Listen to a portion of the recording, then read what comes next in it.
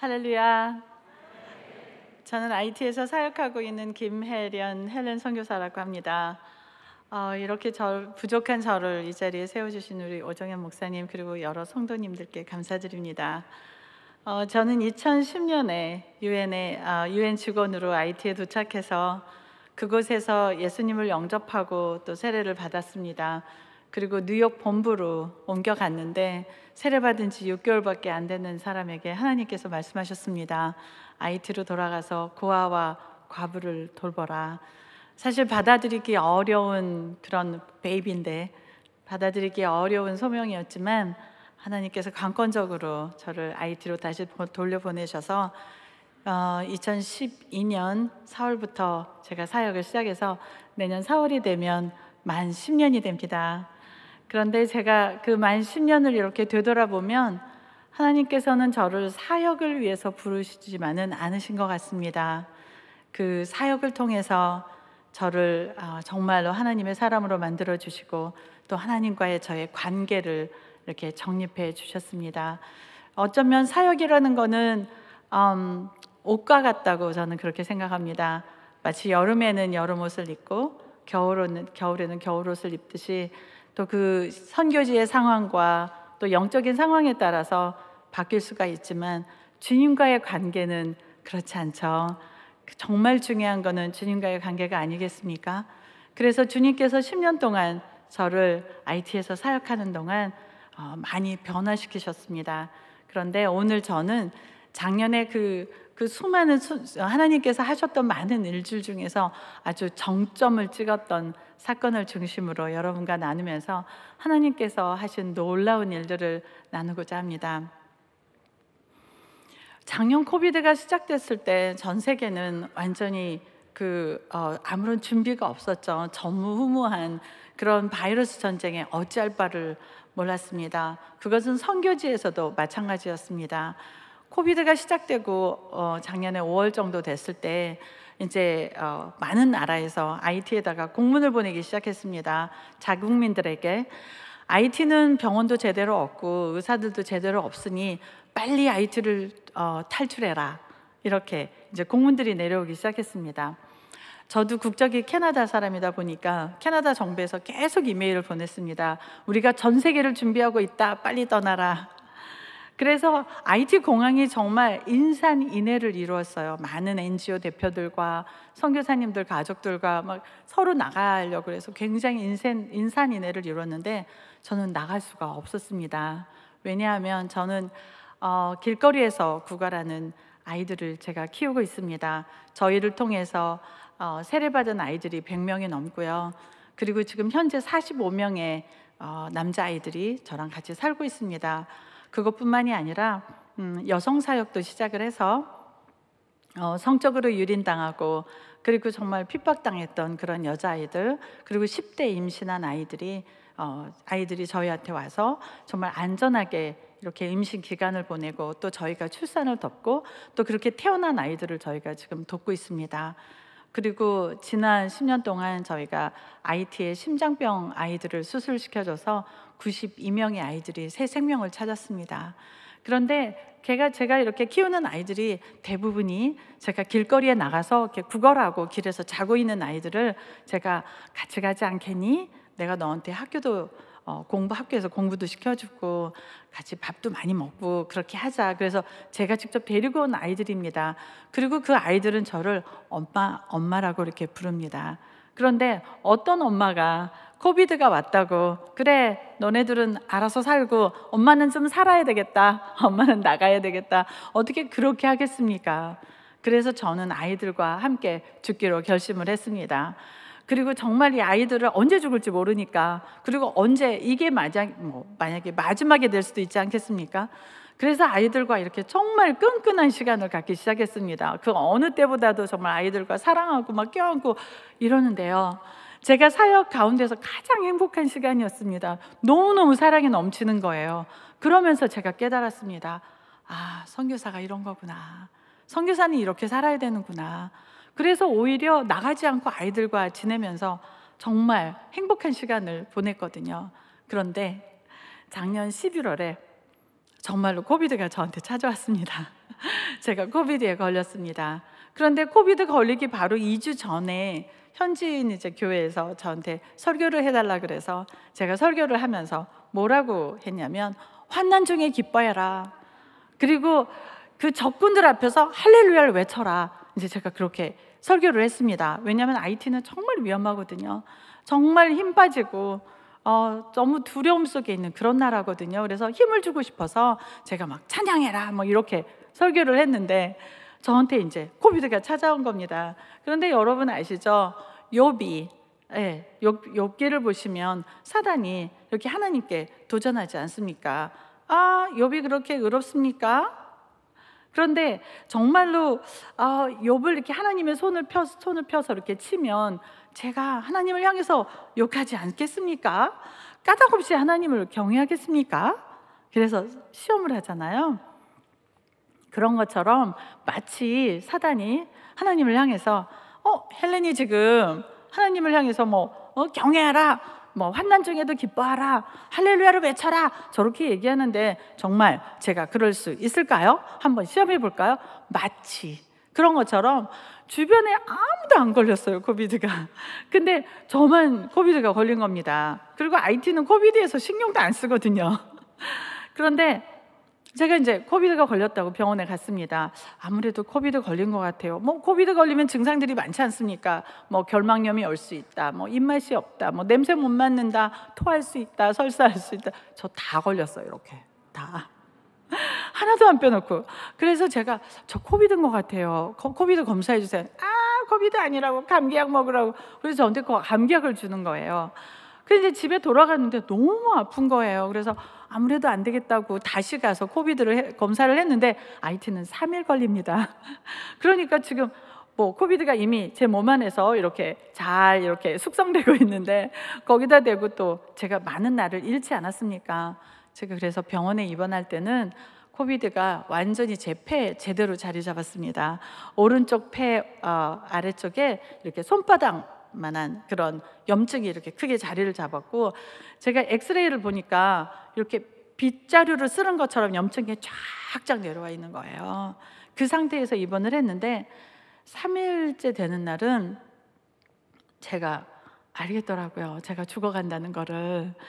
정말 숨을 쉴 수가 없었어요. 그리고 저는 선교지에 IT에 있는 동안에 정말 온갖 질병을 다 알았습니다. 무슨 댕기열도 알아봤고, 그 다음에 말라리아보다 한 10배 정도 아픈 것 같아요. 치킨구냐라는 이상한 모기가 옮기는 병인데 그것도 알아봤고, 장티푸스에 또 이석증도 걸려서 쓰러져 보고, 안 걸려본 병이 별 없는데 이 코비드는 정말 그 중에 최고였습니다. 너무 아픈 거예요. 너무 아파서 차라리 죽었으면 좋겠다는 생각이 들 정도였습니다. 그런데 이렇게 호흡을 하면 이상한 냄새가 제 안에서 이렇게 나오는 거예요. 정말 그 죽음의 냄새라고 할까요? 정말 이렇게 제가 죽어가고 있다는 것을 알겠더라고요. 그것뿐만이 아닙니다. 이렇게 숨을 쉬면 이렇게 쉬지 않습니까? 제가 이제 혈중 산소 포화도가 있는데 보통 사람이 95 이하로 내려가면 안 된다고 합니다. 뇌도 상하기 시작하고, 여기 의사 선생님들도 계실 텐데, 근데 제가 86까지 떨어졌습니다. 그리고 이제 산소호흡기를 끼고 있었거든요. 그러니까 제가 하다가 이렇게 딱 멈추면 그대로 죽어버릴 것 같은, 정말 마지막 호흡이 이렇게 코에 딱 걸린 것 같은, 너무 두려운 거예요. 근데 이 몸의 육신의 고통보다 더 두려운 건 뭐였냐면 죽음에 대한 공포였습니다. 내가 더 이상 존재하지 않는구나. 내가 이렇게 보고 있는 세상이 더 이상 존재하지 않겠구나.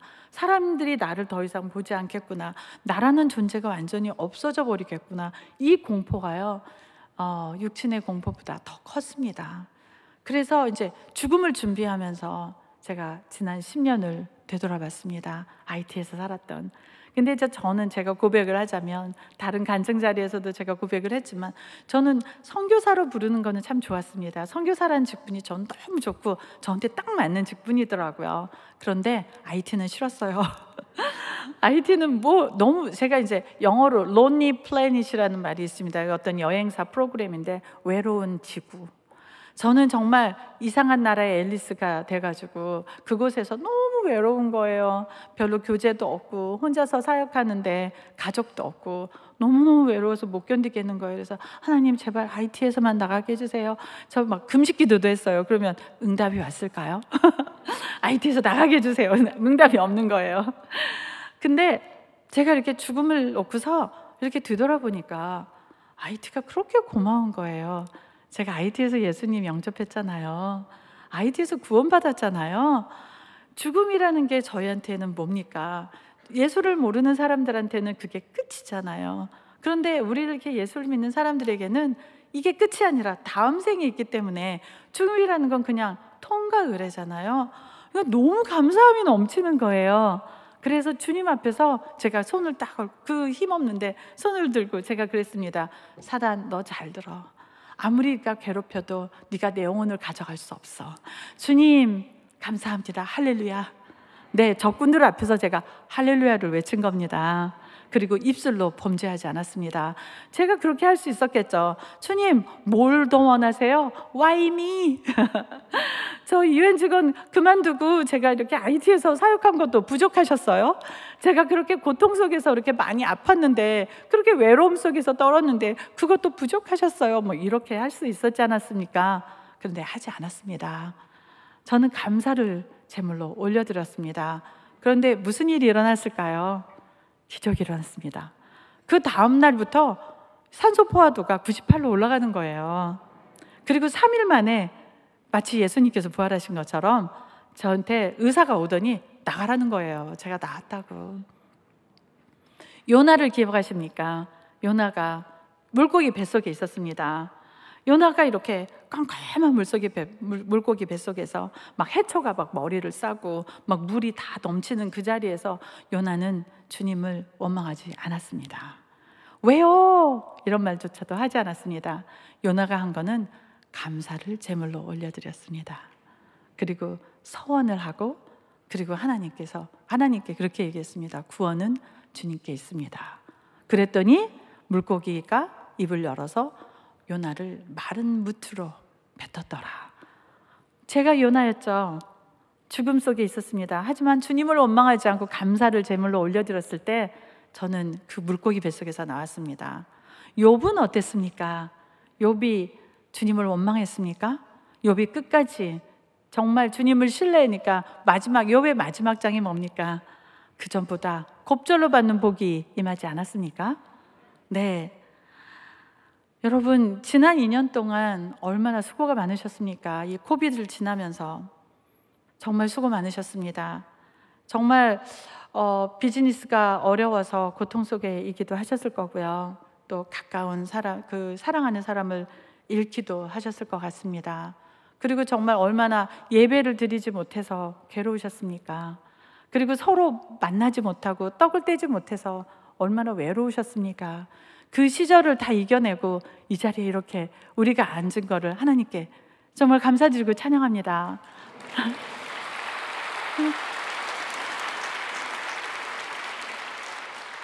그리고 제가 얼마나 복된 사람입니까? 위드 코로나가 시작돼가지고 이렇게 가득 찬, 성도들이 가득 찬 곳에서 이렇게 제 얘기를 나누게 해주신 하나님 정말 찬양합니다.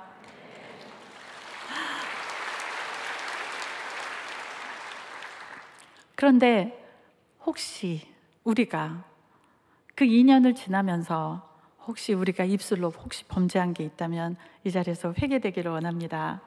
하나님을 신뢰하지 못하는 것에 대해서 오늘 이 순간 회개되기를 원합니다.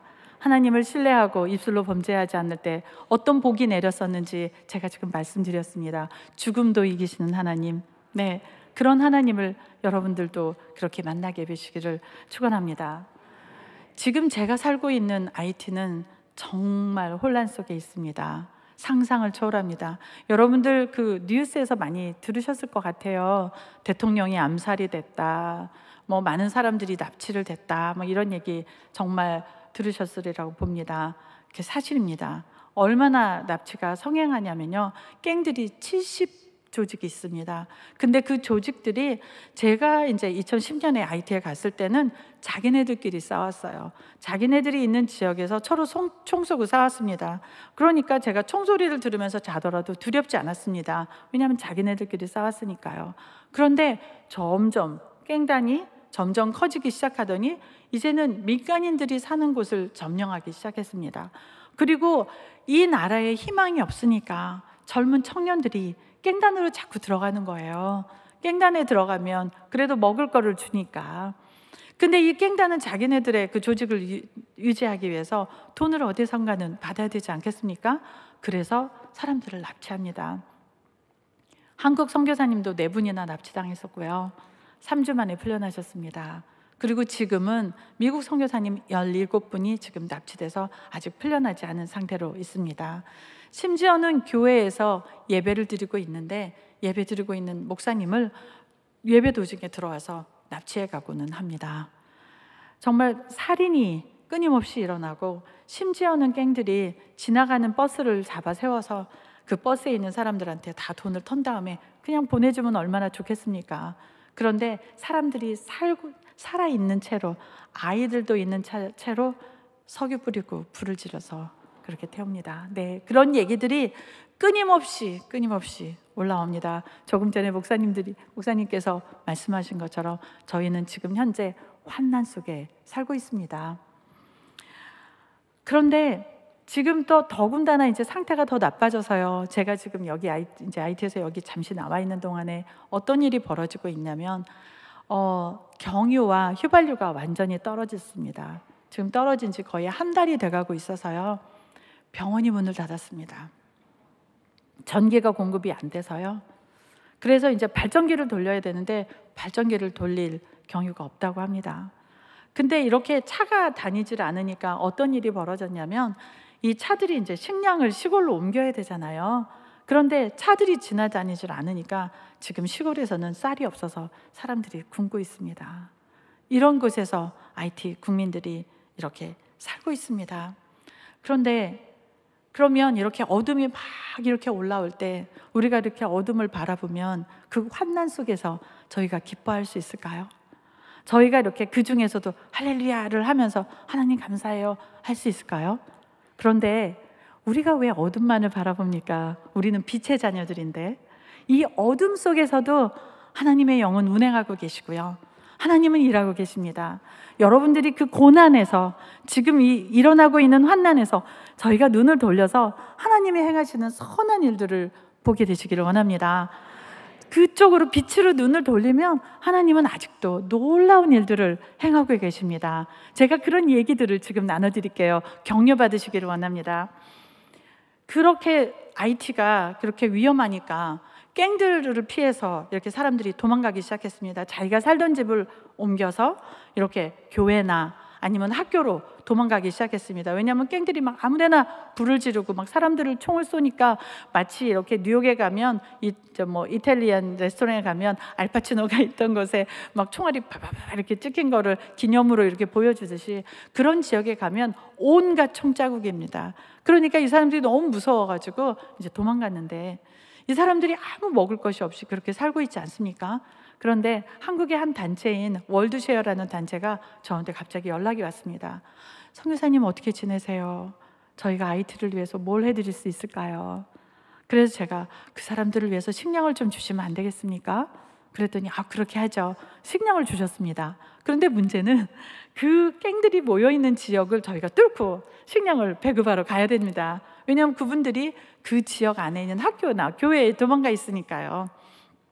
얼마나 위험합니까? 쌀을 싣고 막 가는데 탈취당할 수도 있고 저희가 죽을 수도 있지 않습니까? 그런데 한 번도 탈취당하지 않았습니다. 저희가 무사히 조용히 날랐습니다. 제가 그거를 페이스북에도 올릴 수가 없었습니다. 왜냐하면 그렇게 쌀을 나눠준다 그러면 제가 돈 있는 줄 알고 납치할까 봐 제가 자랑도 못했습니다. 조용히 저희가 쌀을 날랐습니다. 그러다가 또 지진이 났잖아요. IT에 기억하시나요? 얼마 전에 지진이 났죠. 지진이 나니까 이제 여기저기에서 또 이렇게 구호를 해달라고 이제 연락이 왔습니다. 그러면 저희가 또 구호 물자를 들고 이제 옮겨야 되는데 깡패들이 있는 지역을 지나야 되는 거예요. 그러면 정말 이 깡패들이 너무 위험하거든요. 근데 그 지역을 지나야 되는데 지날 때마다 저희가 이제 트럭을 보내면서 밤을 새서 기도를 합니다. 주님, 무사히 지나게 해주세요. 이 트럭이 탈취당하지 않게 해주세요. 근데 그 물건이 탈취당하는 것보다 더 마음 졸이는 거는 그 트럭을 그 운전해서 가는 운전사와 저희 직원들의 안전이 너무 걱정이 되는 거예요. 그러니까 막 기도하는 겁니다. 주님, 무사히 통과하게 해주세요. 그랬는데 단 한 번도 저희가 탈취당하지 않고 아무런 해도 당하지 않고 무사히 그 트럭들을 지나보냈습니다. 할렐루야입니까?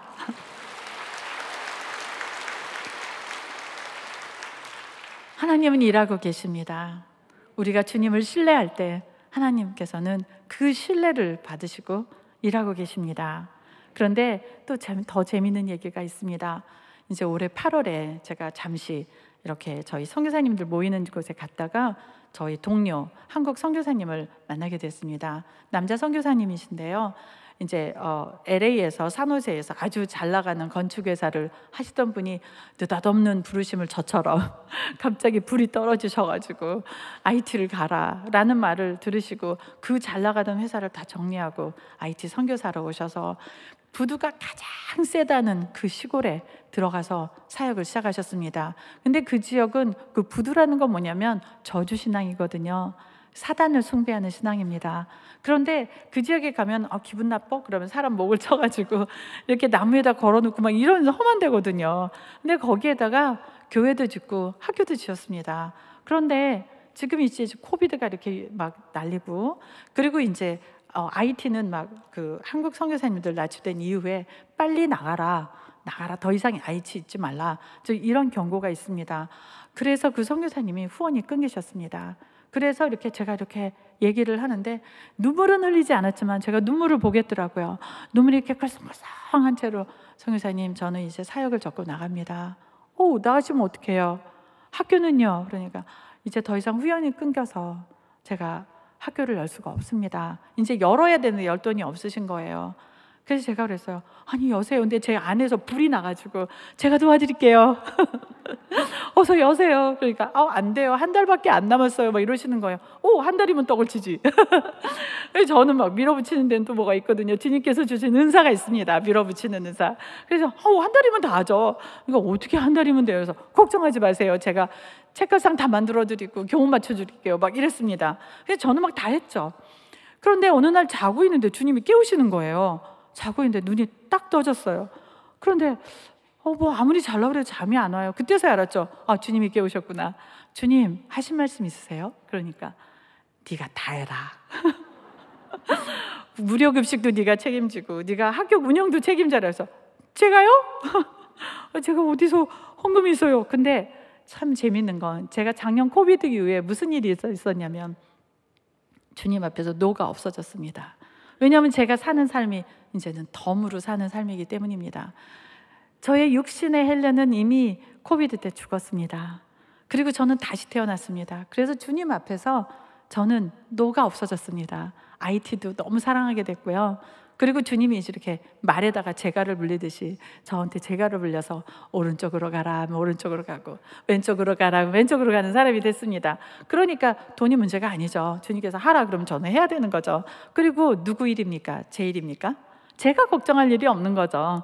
주님의 일이니까 주님이 알아서 하시겠죠. 그리고 저는 그걸 가지고 모금하지도 않습니다. 그냥 가진 거를 나누는 거죠, 무조건. 그래서 그냥 했는데 하라 그러시니까 알겠습니다, 할게요. 그리고 이제 그 다음날 선교사님한테 전화를 해서 저기 하나님께서 다 하라시는데요. 그러니까 이 선교사님이 깜짝 놀라시면서 뭐라 그러시냐면 밤새 잠 안 자고 울면서 기도했대요. 하나님, 나 돈 없는데 어떡해요? 너무 재밌지 않으세요? 그분이 울고 있을 때 하나님은 저를 깨우신 거예요. 야야, 너 빨리 일어나. 네가 책임져라, 쟤. 아니, 성경에 과부가 재판장 앞에서 우니까 재판장이 귀찮아서 과부 소원을 들어줬다는 얘기는 있지만 남자가 울어서 과부를 깨웠다는 얘기 보신 적 있으십니까? 하지만 정말 시키는 대로 했습니다. 그래서 100명을 이제 먹이기로 하고 다 준비를 했습니다. 그런데 제가 이제 교복을 바로 옆 나라 도미니카에 주문을 해서 받았는데 받아서 딱 보니까 놀라운 일이 있는 겁니다. 500벌을 제가 주문을 했는데 누가 했는지 칼로요 박스를 다 이렇게 긁어가지고 옷이 다 찢겨 있고요. 그리고 500벌이 다 젖어 있고 무슨 석탄이 들어간 것처럼 까만 게 다 묻어 있는 거예요. 마치 이렇게 사단이 침을 탁 뱉어놓은 것처럼 교복이 난리가 나서 저희가 할 수 없이 교복 때문에 이제 입학식을 한 주를 연기를 했습니다. 그리고 정말 손으로 일일이 하나 빨아가지고 다 빠른 다음에 이렇게 다리미로 아이들한테 다 데려가지고 줬는데, 제가 그 교복을 딱 보면서 성교사님한테 전화했습니다. 성교사님, 이거 괜찮은 아이템인 것 같아요. 우리 학교 사역이 지금 선교사님 하시는 게 아주 괜찮나 봐요. 왜냐하면 사단이 이렇게 싫어하잖아요. 그럼 우리는 거꾸로 가야 되잖아요. 선교사님, 우리 100명 하지 말고 더 해요. 그래서 이거 140명으로 늘렸습니다. 근데 그것도 부족해서 학교를 못 오고, 그 지역은 너무 가난해서 이렇게 팔려온 아동 노예들이 있습니다. 그 아이들이 이렇게 돌을 깨고 있거든요. 근데 제가 그랬어요. 걔네들도 다 먹이세요. 제가 쌀 더 드릴게요. 그래서 170명, 180명이 매일 먹습니다. 할렐루야입니까? 네. 네, 그리고 지금 제가 아까 말씀드렸잖아요. 저기 기름이 없어가지고 차들이 안 다닌다고. 그러니까 모든 그 지역에 있는 사람들이 밥을 굶는 거예요. 그런데 우리 아이들은 밥을 굶지 않습니다. 최소한 아이들은 밥을 먹으니까 얼마나 감사하든지요. 그런데 오늘 지금 제가 오기 전에 새벽에 제가 기도해달라고 저희 사역자들한테 전화를 했는데 뭐라 그러냐면, 성교사님, 지금 갑자기 쌀 도네이션이 너무 많이 들어와가지고, 후원이 들어와가지고 쌀이 너무 많이 쌓이는데 이거 어떻게 할까요? 그래서 잘 됐다. 그러면 다 옮겨가지고 그 지역에 있는 사람들 다 먹이자, 부모들도 먹이자, 제가 그랬습니다. 보세요, 하나님께 순종하잖아요. 하나님은 놀라운 일을 행하고 계십니다. 그리고 여러분들께서 주시는 선교지를 향해서 주시는 그런 헌금들이 이렇게 한 지역을 살리고 한 선교사를 살립니다. 지금 그 지역에 그렇게 죽었던 교회가 이 학교를 오픈한 뒤에 무슨 일이 일어나는지 아십니까? 200명이 넘는 성도들이 모여서 손을 들고 하나님을 찬양하고 있습니다.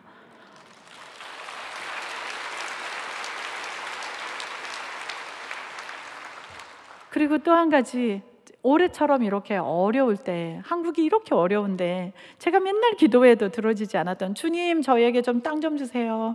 저도 좀 땅이 좀 있어서 좀 교회를 짓고 싶어요. 그랬는데 들어지지 않았는데, 올해 이 코비드로 정말 이렇게 어려운 와중에 제가 헌금을 받았습니다. 그래서 제가 늘 기도하던 대로 IT 한가운데 금사라기 땅에 1,800병을 샀습니다. 네, 근데 이제 여기에 교회도 짓고 싶고요. 그리고 앞으로 영상 미디어가 정말 선교의 가장 큰 전략 무기가 될 것입니다. 그래서 영상 미디어 전문가를 양성해내는 학교도 짓고 싶고요. 그리고 또 방송국을 열어서 저희가 이렇게 저희가 일어나는 모든 설교와 찬양을 이렇게 24시간 이렇게 내보내고 싶습니다. 근데 특별히 24시간 기도하는 기도처를 만들고 싶은데요. 거기에는 사연이 있습니다. 제가 막 IT를 위해서 막 기도할 때 제가 그랬어요. 아유, 주님, 미군들을 좀 확 좀 보내주세요. 막 미군들이 와서 다 총으로 탁 쏘고 나면 다 평정이 되지 않겠습니까? 그랬는데 주님께서 뭐라 그러시냐면, 야, 미군이 구원을 갖다 주냐? 내가 구원을 갖다 주냐? 제가 너무 놀라가지고, 잘못했어요, 주님. 그러니까 주님께서, 찬양해라. 네가 24시간 찬양을 하면 이 찬양이 하늘로 올라가서 그 어둠을 뚫게 해주마. 아멘이죠. 그래서 제가 찬양이 일어나는, 24시간 찬양이 일어나는 그런 곳을 또 짓고 싶습니다. 그리고 그 찬양을 방송국에서 막 송신탑을 높게 써가지고 막 쏘고 싶은 거예요. 깡패들은 이렇게 M16 막 이런 걸로 쏘는데 저희는 찬양이 총입니다. 두두두두두. 제가 쏘고 싶은 거예요. 그런데 이제 그리고 이 땅에서 일어나는 그런 많은 이런 성령의 역사들, 말씀의 역사들, 이 찬양의 역사들이 정말 그 예수님께서 사마리아 여인에게 말씀하셨던 것처럼 뇌물을 마시면, 영생을 마시면 목마르지 않을 것이다. 이곳이 바로 그 우물이 되고 싶은 거예요. 근데 그걸 가지고 이렇게 기도하고 있는데, 여러분들 24시간 찬양한다는 말을 들으면 생각나는 거 없으십니까? 성경 구절? 다윗의 장막이죠. 다윗은 언약궤를 메고 와서 성막에다가 언약궤를 놓지 않고 텐트를 치고 장막을 짓고 거기에다가 언약궤를 모시지 않습니까? 그런데 그 언약궤를 그냥 모신 게 아니라 무려 4,000명이 넘는 악사들과 그리고 춤추는 자를 동원해서 24시간 조를 짜서 매일매일 찬양, 매시간 찬양이 일어나게 하지 않았습니까?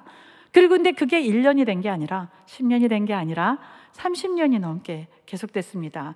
그래서 다윗을 하나님께서 가장 강한 왕으로 만들지 않으셨습니까? 하나님 찬양 사랑하십니다. 그런데 제가 이제 특대에 와가지고 제 얘기를 나눠달라는 이렇게 정말 귀한 부탁을 받고 보니까 무너진 다윗의 장막을, 그 성경 구절을 보면서 제가 깜짝 놀랐어요. 네, 하나님께서는 동일한 감동을 주시는 거죠. 무너진 다윗의 장막을 다시 세우는 게 뭐겠습니까? 예배의 회복이지 않겠습니까? 하나님께서는 우리 안에 예배가 회복되기를 원하십니다. 찬양받기를 원하시고 정말 24시간 하나님은 저희한테 찬양받기를 원하십니다. 천상에서는 무슨 일이 일어날까요? 말씀이 선포될까요? 회개가 일어날까요? 아니죠. 그냥 24시간 계속 찬양만, 정말 주님 거룩하시다, 경배하고 감사하고 이것만 일어나지 않겠습니까? 하나님께서는 경배해, 찬양해, 그럼 내가 IT 구원해 줄게, 이런 역사가 한국에도 일어나지 않겠습니까? 우리가 찬양과 경배를 하나님께 올려드리면 하나님께서 저 어둠을 다 걷고 한국 변화시켜 주시고 한국교회 다시 일으켜 주시라고 믿습니다. 네, 회복을 넘어서 부흥을 일으켜 주시라고 믿습니다. 아멘.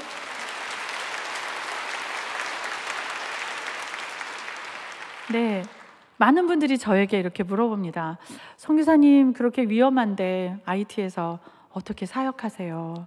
그런데 저는 그럽니다. 제가 이렇게 이쁜 사람이 이렇게 즐겁게 잘 사역하고 있지 않습니까? 이렇게 열심히 제가 주님의 선하심만을 바라보고, 어둠이 그렇게 극성을 부리지만 막 그 납치의 위험과 정말 살해의 위험이 있지만 그거를 바라보지 않고 주님의 선하심만을 바라보고 저희가 그 길로 가면 하나님께서는 더 큰 축복을 내려주시지 않겠습니까? 그리고 그러다가 순교하면 또 영광 아닙니까? 네, 저의 기쁨과 이런 모든 것들이 여러분께도 똑같이 이렇게 오늘 이 시간 임파테이션 되기를 원합니다.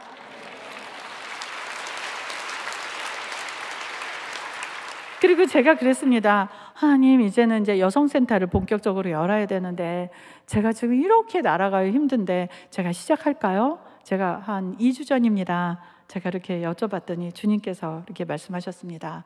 보라, 내가 새 일을 행하리니 이제 나타낼 것이다. 너희가 그것을 알지 못하겠느냐? 정령이 내가 광야의 길과 사막에 길을 내리니. 아멘입니까? 근데 제가 또 의심할까 봐 주님께서 다른 기도 중보해 주시는 분을 통해서 또 이사야서 42절 9절에서 10절 말씀을 주셨습니다. 보라, 전에 예언한 일이 이미 이루어졌느니라. 이제 내가 새 일을 알리노니. 그리고 10절에서 그럽니다. 항해하는 자들과 바다 가운데 만물과 섬들과 거기에 사는 사람들아, 여호와께 새 노래로 노래하며 땅끝에서 찬송하라. 같은 말씀이십니다. 찬송하라, 찬양하라, 기뻐하라. 제가 만약에, 또 여러분이 만약에 지금 이 순간 열방을 위해서 중보하지 않으시고 한국교회를 위해서 중보 않으시고 한국을 위해서 중보하지 않으시면 무슨 일이 일어나겠습니까? 마치 에스겔서 22장 이 30절에 31절 말씀처럼, 내가 성을 쌓고 그 무너진 성 가운데 서서 이 나로 하여금 멸하지 못하게 중보하는 자를 단 한 사람을 찾고 있는데 그 한 사람이 없어서 내가 이 성을 멸하겠다, 이 말씀하시면 어떻게 하시겠습니까? 두렵지 않습니까? 지금 주님께서는 여러분을 그렇게 중보자로 부르고 계십니다. 무너진 곳에 서서 이 나라를 위해서 중보해라. 무너진 곳에 서서 한국교회를 중보해라. 무너진 곳에 서서 열방을 위해서 중보해라. 무너진 곳에 서서 IT를 위해서 중보해라. 지금 IT에서 무슨 일이 일어나는지 아십니까?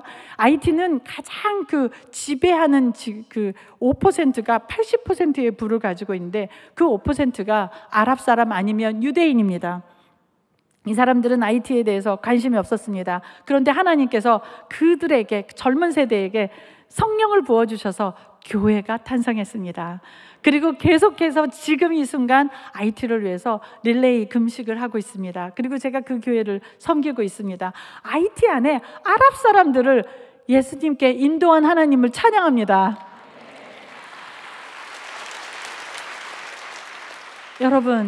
여러분들은 지금 하나님께서 무너진 다윗의 장막을 세우는 자로 지금 부르고 계십니다. 여러분들이 바로 그 사역자들이십니다.